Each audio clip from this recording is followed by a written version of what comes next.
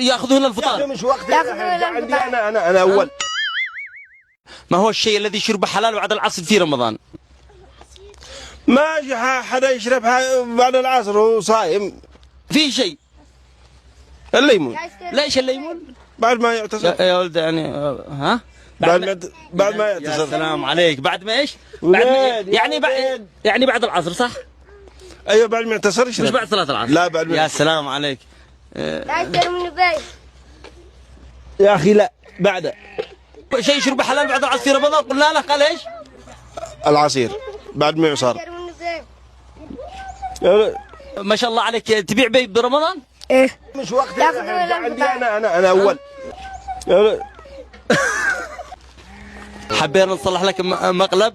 هذا هو تبعنا ما يبيعش بيض ولا. وحصلت على مبلغ وقدره 30,000 ريال مقدمة من شركة أولاد قائد للصرافة والتحويلات.